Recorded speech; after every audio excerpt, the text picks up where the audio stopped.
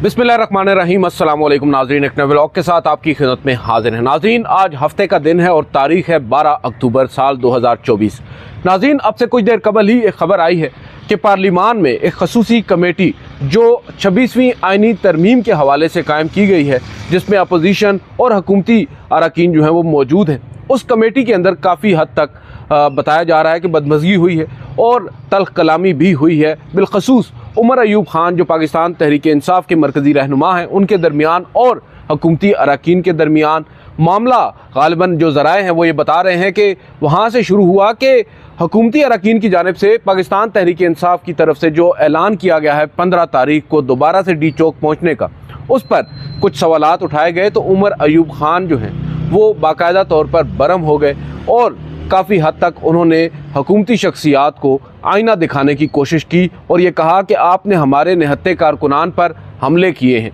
आपने मुझ समेत बहुत से लोगों को गिरफ़्तार करवाया है, जाली मुकदमात हमारे ऊपर बनाए हैं और इसके अलावा पाकिस्तान तहरीक इंसाफ के बानी चेयरमैन इमरान खान साहब पर मुलाकात के ऊपर आपने पाबंदी लगा रखी है। ये सब क्यों कर रहे हैं? उन्होंने बाकायदा तौर पर हुकूमत को ये बताया कि आपकी जानिब से ये जो इक़दाम किए जा रहे हैं ये किसी भी सूरत में काबिल बर्दाश्त नहीं है। आइनी तरमीम के ऊपर भी उन्होंने खूब तनकीद की और कहा कि ये पर्सनल स्पेसिफिक चंद शख्सियात को नवाजने के लिए ये सब कुछ किया जा रहा है। कुछ मकासद हैं, मज़मूम मकासद हैं, जिसको हासिल करने के लिए ये तरमीम की जा रही हैं। जिस तरमीम की बात हो रही है वो 26वीं आइनी तरमीम है, जिसके गिर्द हमारा पूरा सियासी निज़ाम नाज़रीन बदकिस्मती के साथ गुज़िश्ता एक साल के अंदर घूम रहा है। और इसके लिए हमने अपनी हुकूमत को तो एक साइड पर रख दें, जो अदलिया है जिसने बुनियादी इंसानी हकूक़ की जो फराहमी है उसको यकीनी बनाना है, उसको मुतनाज़ा कर दिया। और इसमें नून लीग, पीपल्स पार्टी, सब पार्टियां जो हैं वो पेश हैं और उन्होंने कोई कमी नहीं छोड़ी। अगर आप बात करें बिलावल भुट्टो जरदारी साहब की, तो उन्होंने एक तरफ से लोग ये कहते हैं कि नेकी की है जस्टिस काजी फ़ाइज़ ईसा साहब पर, तो बहुत से उन्हीं के पार्टी के लोग कहते हैं कि इन्होंने जनाब काजी फ़ाइज़ ईसा साहब को खुद ही मुतनाज़ कर दिया है और ये तासुर देने की कोशिश की है कि कहीं हमारा उनके साथ कोई लाइज़ॉन है, कोई हमारा उनके साथ गठजोड़ है, जिस बेस पर हम ये चाहते हैं कि वो ही कंटिन्यू करें और फिर आगे चलकर भी पाकिस्तान तहरीक इंसाफ के हवाले से फ़ैसले उनसे लिए जा सकें। वो ये समझते हैं कि हकीकत के ये बरक्स है, बावजूद इसके बिलावल भुट्टो जरदारी साहब की जानिब से ये तासुर दिया जा रहा है, जबकि हकीकत क्या है वो हम भी जानते हैं, आप भी जानते हैं। दूसरी जानिब मंसूर अली शाह साहब और दीगर फाजिल जजेस साहिबान सुप्रीम कोर्ट ऑफ पाकिस्तान में जो इस वक्त बैठे हैं, उनके हवाले से जो बातें बिलावल भुट्टो जरदारी और हुकूमती शख्सियात की जानिब से की जा रही हैं, उनके ऊपर भी अब तहफ़्फ़ुज़ात का इजहार किया जा रहा है। आइनी तरमीम एक जानिब ये कहा जाता है कि हुकूमत पिछले पैरों पर है, दूसरी जानिब हम देखते हैं रात गए घरों में छापे मारे जाते हैं, तशद्दुद किया जाता है, तस्वीर वीडियोस आपने देख रखी हैं, मुलाजमीन को मारा जा रहा है, नीलो नील हो गए हैं उनके जिस्म। नज़र आ रहा है कि किस तरह 63A का फ़ायदा उठाते हुए अब हुकूमती जो इत्तेहाद है वो 2/3 अक्सरियत हासिल करने के लिए सर पाँव या हर तरह की जो बाजी है वो लगा रहा है। और अब आज जो लावा है वो बाकायदा तौर पर फट पड़ा है, जो खसूसी कमेटी है 26वीं आइनी तरमीम से मुतालिक उसके अंदर, और उमर अयूब खान साहब की जानिब से राइटली सो अपने तहफ़्फ़ुज़ात का इजहार किया गया है। और मैं ये समझता हूँ कि उन्होंने आज बता भी दिया है कि क्योंकि मुझ समेत बहुत से लोग तनकीद भी कर रहे हैं पाकिस्तान तहरीक इंसाफ की हिकमत अमली पर, के बावजूद इसके उनको मालूम है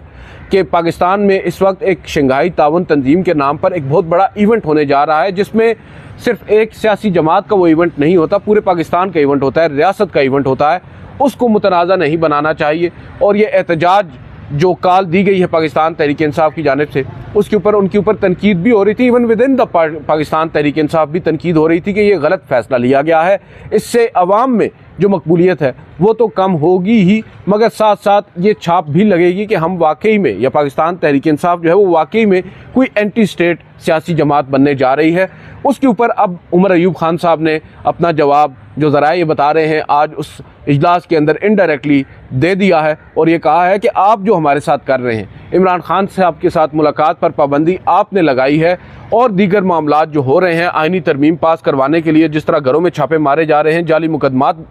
बनाए जा रहे हैं, इन सब को मद्देनज़र रखते हुए उनके पास और कोई ऑप्शन नहीं है हुकूमत को बताने का या हुकूमत को आईना दिखाने का कि भाई हम भी कर सकते हैं, हम भी अभी काफ़ी हद तक मकबूल हैं पाकिस्तान के अंदर और मासेस में हमारी अपील जो है वो सुनी जाती है और हमारे पास अब भी इख्तियार मौजूद है कि हम 15 तारीख को दोबारा से इस्लामाबाद का रुख करेंगे और फिर आपको काफ़ी परेशानी होगी। तो बज़ाहिर जो उमर अयूब ख़ान साहब हैं वो उस सवाल के जवाब में यही जवाब दे रहे हैं कि आपका जो रवैया है उसके नतीजे में हम फिर यही कर सकते हैं। और शायद ये एक प्रेशर टैक्टिक्स के तौर पर भी हम कल भी कह रहे थे कि पाकिस्तान तहरीक इंसाफ ये काम कर रही है ताकि इस हुकूमत को दबाव में डालकर, क्योंकि जायज़ मुतालबात भी पाकिस्तान में बदकिस्मती के साथ दबाव में डाले बगैर तो मनवाए नहीं जा सकते, तो शायद उन्हें ये लगा कि दबाव में डालेंगे नहीं तो ये हमारे मुतालबात मानेंगे नहीं। और मुतालबात क्या हैं? वो मुतालबात हैं जो जायज़ मुतालबात हैं। इमरान खान साहब पर मुलाकात पर जो पाबंदी आयद की गई है वो गैर कानूनी है। हमारी जो अदालतें हैं वो भी इस मामले पर खामोश हैं, अदालतों पर बाद में आते हैं। अब दूसरी जानिब, एक तो ये आज की बड़ी खबर है, दूसरी जानिब एक खबर आपको गुज़िश्ता रोज़ हमने दी थी कि अब एक कन्फ्यूजन है। बहुत से लोग कहते हैं कि जनाब काजी फ़ाइज़ ईसा साहब ने अव्वल तो जो दावतनामा था सुप्रीम कोर्ट बार एसोसिएशन का अलविदाई इशाइये का वो कबूल किया, मगर बाद में उन्होंने ये ऐलान कर दिया कि 20 लाख रुपए का सरकारी ख़र्चा जो है वो नहीं चाहते, लिहाजा वो डिनर में शिरकत नहीं करेंगे। तो ये नाज़रीन पहले तो मैं बता दूं कि दो अलग अलग डिनर्स हैं। एक डिनर होता है सुप्रीम कोर्ट बार एसोसिएशन की जानिब से जो रिटायरमेंट से एक दिन कबल यानी 24 तारीख को दिया जाएगा जनाब काजी फ़ाइज़ साहब के एजाज़ में, और ये सुप्रीम कोर्ट बार एसोसिएशन देगी, हुकूमत नहीं देगी, या हुकूमती एक्सचेकर से ये नहीं जाएगा, पब्लिक एक्सचेकर से। दूसरा एक डिनर होता है जो सुप्रीम कोर्ट का अपने तौर पर होता है, जो एक रिवायत है कि हर जो गोइंग चीफ जस्टिस होता है, जज होता है, उसके एजाज़ में दिया जाता है इंतज़ामी साइड से,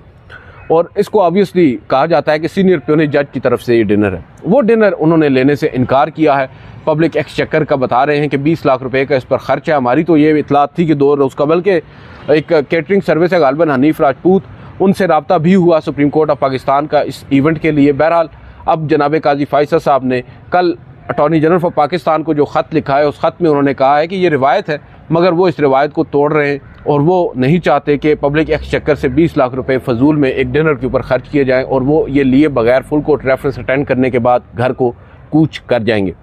अब इस कहानी में भी नाज़रीन एक और ट्विस्ट है। ट्विस्ट ये है कि रिवायत, जैसा कि मैंने पहले आपको बताया कि ये जो डिनर होता है ये तस्वर ये किया जाता है गो कि पब्लिक एक्सचेकर से ये खर्च होता है, लेकिन ये रिवायत के तौर पर जो सीनियर प्यूनी जज होते हैं उनकी तरफ से ये डिनर होता है। होस्ट वो होते हैं, जो कमिंग चीफ जस्टिस होते हैं वो गोइंग चीफ जस्टिस के एजाज़ में ये डिनर रखते हैं। और हमें याद है कि जब जस्टिस उमर अताब बंदयाल साहब के एजाज़ में डिनर रखा गया था तो कस्टम ये है, रिवायत ये है कि जो सीनियर प्यूनी जज होते हैं वो चीफ जस्टिस ऑफ पाकिस्तान के पास जाते हैं और उनको बाकायदा तौर पर दावतनामा देते हैं। उनको कहा जाता है कि आपके एजाज़ में ये डिनर रखा जा रहा है और आप इस डिनर में शिरकत करें। अब सूरत हाल नाज़रीन ये है कि जस्टिस मंसूर अली शाह इस वक्त सीनियर प्यूनी जज हैं और बज़ाहिर coming chief justice of Pakistan है। मैं बज़ाहिर इस वजह से कह रहा हूँ coming chief justice of Pakistan है क्योंकि ये पाकिस्तान की तारीख में पहली दफ़ा हुआ है कि जो गोइंग चीफ जस्टिस हैं वो तो अपने जाने का ऐलान कर रहे हैं मगर कमिंग चीफ जस्टिस के आने का नोटिफिकेशन नहीं किया जा रहा। ये भी हमारे सामने रिवायत मौजूद है, या आप कह सकते हैं मिसाल मौजूद है कि जनाब काजी फ़ाइज़ साहब वाहिद चीफ जस्टिस ऑफ पाकिस्तान हैं जिनकी अपॉइंटमेंट या जिनके हल्फ लेने से 88 दिन पहले उस वक्त की PDM हुकूमत जो आज भी बरसर इक़्तिदार है उसने उनका नोटिफिकेशन कर दिया था। और उस वक्त मकासद क्या थे? उस वक्त मकासद थे जस्टिस उमर अताब बंदयाल साहब को कमज़ोर बताना, जस्टिस उमर अताब बंदयाल साहब को ये बावर कराना कि आपके दिन गिने जा चुके हैं। अब यहाँ पर सूरत हाल ज़रा मुख्तलिफ है। उस वक्त चीफ जस्टिस मुखालिफ सिमत में खड़े थे, आज के चीफ जस्टिस उनकी अपनी सफ़ों में खड़े हैं, तो उनको प्रोटेक्ट करने के लिए हर कोशिश की गई। जस्टिस मंसूर अली शाह साहब को अपना दुश्मन मान लिया गया और उनका नोटिफिकेशन नहीं किया गया। चलें 88 दिन पहले नहीं किया गया, 2 महीने पहले नहीं किया गया, 1 महीने पहले नहीं किया गया, और अब क्या दिन रह गए हैं? आज 12 तारीख हो गई है, 25 तारीख को जनाब काजी फ़ाइज़ साहब रिटायर हो रहे हैं। वर्किंग डेज़ अगर हम देखें तो गालिबन 5 से 7 दिन बनते हैं। 5 से 7 दिन पहले भी आपने नोटिफिकेशन नहीं किया और फिर जनाब काजी फ़ाइज़ ईसा साहब बग़ैर किसी दावतनामे के ये कह रहे हैं कि वो इस डिनर में शिरकत नहीं करेंगे, जो अभी उनके हवाले से ऑर्गेनाइज़ ही नहीं किया गया। ऑर्गेनाइज़ तो चलें हो भी जाता मगर आपको सीनियर प्यूनी जज की जाने से कोई दावतनामा भी नहीं दिया गया या आपको दावत भी नहीं दी गई। दावत वो क्या देंगे, उनके दरमियान तो पहले से टॉकिंग टर्म्स नहीं है। और हमारी इतलात ये है कि जनाब काजी फ़ाइज़ ईसा ही नहीं देखना चाहते चेहरा जनाब जस्टिस मंसूर अली शाह साहब का। और दूसरी जानिब जस्टिस काजी फ़ाइज़ ईसा और जस्टिस सरदार तारिक मसूद ज़रा ये बताते हैं कि जस्टिस उमर अताब बंदयाल जब रिटायर होने जा रहे थे तो उनके पास गए थे और एक कर्टसी एक विज़िट उनका था और उन्हें दावतनामा दिया गया था, गो कि उन्होंने उस वक्त गालिबन एक्सेप्ट नहीं किया था वो दावतनामा, और उन्होंने ना फुल कोर्ट रेफरेंस दिया था, ना ही कोई डिनर लिया था, जहाँ तक मुझे याद पड़ता है। अब justice Qazi Faez Isa, if I am not wrong, मेरा ख्याल है डिनर उन्होंने लिया था जस्टिस उमर बंदयाल ने, लेकिन बात यह है कि डिनर लिया हो या ना लिया हो, दावतनामा देने जस्टिस काजी फायद साहब और जस्टिस सरदार तारिक मसूद उनके पास गए थे। अब यहाँ पर हम देख रहे हैं कि जस्टिस मंसूर अली शाह तो उनके पास गए नहीं। अब जस्टिस मंसूर अली शाह साहब क्यों नहीं गए, इसके ऊपर तनकीद होगी। वजह यह है कि वो जज जाता है उनके पास जिसका नोटिफिकेशन हो चुका होता है, जिसका तय होता है कि भाई 26 तारीख को उसने चीफ जस्टिस ऑफ पाकिस्तान का ओथ लेना है। अभी जस्टिस मंसूर अली शाह साहब को अपना ही नहीं मालूम कि वो चीफ जस्टिस ऑफ पाकिस्तान बनेंगे या नहीं, वो दावतनामा लेकर कहाँ पहुँच जाते। और इस सब में जनाब काजी फायद साहब की जानिब से एक एलामिया जारी किया जाता है या एक ख़त में ये वाज़े किया जाता है कि वो तो पब्लिक एक्सचेकर से मज़ीद 20 लाख रुपया ख़र्च करने से इज्तनाब कर रहे हैं। साथ ही हमारे बहुत से लोग ये कहते हैं कि आप एक जानिब 20 लाख रुपए बचा रहे हैं एक डिनर के लिए, मगर दूसरी जानिब 2 एडहॉक जजेस को आपने अपॉइंट कर दिया, और वो एडहॉक जजेस जो हैं ना सिर्फ पहले पेंशन ले रहे थे, अब एडहॉक जज के तौर पर सुप्रीम कोर्ट के जज की जितनी भी मराहत हैं दोबारा से उनको मिल रही हैं, यानी 2 तनख्वाहें वो वसूल कर रहे हैं। उस वक्त तो आपको ये याद नहीं आया कि ये पब्लिक एक्सचेकर है, उसका पैसा है जो जजेस साहिबान को जा रहा है। बहरहाल ये चीफ जस्टिस ऑफ पाकिस्तान है, वो कुछ भी कर सकते हैं। अब यहाँ पर बहुत से लोग ये कह रहे हैं कि जनाब काजी फायद साहब जो हैं उन्होंने गो कि अपनी इनिंग्स खेल ली है, मगर साथ साथ इस खदशे का भी इजहार किया जा रहा है बहुत से लोगों की जानिब से कि हो सकता है 25 तारीख के बाद जब जनाब काजी फायद ईसा साहब मुमकिना तौर पर बैरून मुल्क जाएँ और वापस आएँ, उस वक्त तक आइनी तरमीम तो हो जाएगी और आइनी अदालत का क़याम भी अमल में आ जाएगा। और फिर शायद, मैं हसन अयूब साहब को सुन रहा था, वो ये कह रहे थे कि भले ही जस्टिस काजी फायद साहब इंटरेस्टेड ना हो और वो 25 को रिटायर हो जाएं, मगर एक दफ़ा तरमीम हो जाने दें, फिर उनकी मिन्नतें भी की जाएंगी और उनको मनाया भी जाएगा। जैसे ये मुमकिन है जैसे जस्टिस मदर आलम मियां खेल साहब ने भी इनकार कर दिया था एडहॉक जज बनने से, मगर जस्टिस काजी फायद साहब और कुछ दीगर मेम्बरान की जानिब से उनसे रिक्वेस्ट की गई थी, बार बार कहा गया था कि प्लीज़ आप आ जाएँ, प्लीज़ आप आ जाएँ, और वो फिर आ गए। इसी तर्ज पर कहा जा रहा है कि मुमकिना तौर पर जस्टिस काजी फायद साहब भी जो प्लीज़ का लफ्ज़ है बार बार सुनने के बाद हाँ कर दें और कॉन्स्टिट्यूशनल कोर्ट के चीफ जस्टिस लग जाएं। इस बात का भी खदशा ज़ाहिर किया जा रहा है। ये अभी खैर कबल अज़ वक्त है कहना, मगर बहुत से लोगों का ये मानना है कि पिक्चर अभी बाकी है। मगर साथ साथ हम ये भी देखते हैं कि जनाब काजी फायद ईसा साहब ज़राए से ये ख़बरें भी चलवाते हैं कि वो बेनिफिशरी नहीं होना चाहते किसी भी आइनी तरमीम के। जहाँ तक ताल्लुक़ है उस आइनी तरमीम का, आपको मैंने पहले अपडेट दी कि 26वीं आइनी तरमीम से मुतालिक जो खसूसी कमेटी है उसके इजलास में जो कुछ हो रहा है वो तो हमने आपको बताया। अब मज़ीद भी ख़बरें आएंगी, हमारे दोस्त उमर जट वहाँ पर रिपोर्ट कर रहे हैं, उनसे मज़ीद भी हम अपडेट्स देंगे अगली वीडियो के लिए। लेकिन जो तफसीलात हैं उससे नज़र यही आता है कि हुकूमत काफ़ी हद तक फ्रस्ट्रेट नज़र आ रही है। एक जानिब तो ये तय हो चुका है कि आइनी तरमीम आज कल में तो आने से रही, आइनी तरमीम अब आएगी SCO समिट के बाद 17, 18, 19 कोई एक तारीख होगी जिस पर यह आइनी तरमीम लाई जाएगी, और उस आइनी तरमीम को पास कराने के लिए 2/3 अक्सरियत दरकार है, और उस 2/3 अक्सरियत को हासिल करने के लिए हुकूमत अब भी सर तोड़ कोशिशें कर रही है। कई विजुअल्स हमने देखे हैं, कई वीडियोज़ हमने देखी हैं, मारा जा रहा है, जुल्म किए जा रहे हैं, मुकदमात बनाए जा रहे हैं। जो अरकान असम्बली गायब हो चुके हैं पाकिस्तान तहरीक इंसाफ के एक हिकमत अमली के तहत, उनके अहल खाना को या उनके भाइयों को उनको गिरफ़्तार करके उन पर तशद्दुद करके ब्लैकमेल करने की कोशिश हो रही है। बहुत से लोग ये दावा कर रहे हैं, कुछ वीडियोज़ में तो ये ज़ाहिर होता है, साबित होता है कि ये सब कुछ एक्चुअल में हो रहा है। बात यह है कि हुकूमत इस वक्त 63A की जजमेंट जो रिवर्स की है जनाब काजी फायद साहब ने अपनी रिटायरमेंट से पहले, उसका भरपूर फ़ायदा तो उठाना चाहती है। मगर यहाँ पर एक सवाल उठता है, जनाब काजी फायद ईसा कहाँ हैं? सुप्रीम कोर्ट ऑफ पाकिस्तान कहाँ हैं? वो 2 रुकनी खसूसी कमेटी कहाँ हैं? खसूसी तो नहीं, प्रैक्टिस एंड प्रोसीजर कमेटी कहाँ हैं? जो कानून में तो 3 रुकनी है मगर अमली तौर पर अब 2 रुकनी ही रह गई है। जस्टिस काजी फायद ईसा अब और जस्टिस अमीनुद्दीन खान वो 2 रुकनी कमेटी का हिस्सा हैं जो ये तय करती है कि किस मामले पर अस खुद नोटिस लेना है या किस मामले को समाअत के लिए मुकर्रर करना है। बात यह है कि एक जानिब वो बात करते हैं असूलों की, एक जानिब वो बात करते हैं जमहूरी इक़्तिदार की, एक जानिब वो बात करते हैं कि जो बुनियादी इंसानी हकूक़ हैं उनके लिए हम एक मोनूमेंट बना रहे हैं सुप्रीम कोर्ट ऑफ पाकिस्तान के बाहर, जो इस वक्त बड़ी तेज़ी से जिस पर काम भी जारी है। बाकायदा तौर पर बड़े दूर दूर से पत्थर लाए गए हैं संगमरमर के और उनको वहाँ पर लगाया जा रहा है। काम ज़ोरों शोर से जारी है। कोशिश यही है कि किसी तरीके से 25 अक्टूबर से पहले पहले जनाब काजी फायद ईसा साहब जो हैं उसका इफ्तिताह करके जाएं, और ये ना हो कि वो आएँ जस्टिस मंसूर अली शाह या कोई भी चीफ़ जस्टिस और वो इसको तोड़ फोड़ कर साइड पर कर दे। वो बुनियादी इंसानी हकूक़ जिनको एक मोनूमेंट के ज़रिए जनाब काजी फ़ायद ईसा साहब कैद करना चाहते हैं, उन बुनियादी इंसानी हकूक़ की खिलाफ वर्जियाँ आज जो हो रही हैं वफाकी दारुल हुकूमत में, शहर इक़्तिदार में, उन पर वो क्यों कर खामोश हैं? ये सवाल है, और ये सवाल होगा। ये सवाल आज भी होगा, ये सवाल 25 अक्टूबर के बाद भी होगा। गो के जस्टिस काजी फ़ायद साहब शायद सोचते हों कि लोग याद रखेंगे उनकी जानिब से जो पब्लिक एक्सचेकर है उसको 20 लाख रुपए की बचत करवाना, या मर्सिडीज़ गाड़ी या बुलेट प्रूफ गाड़ियाँ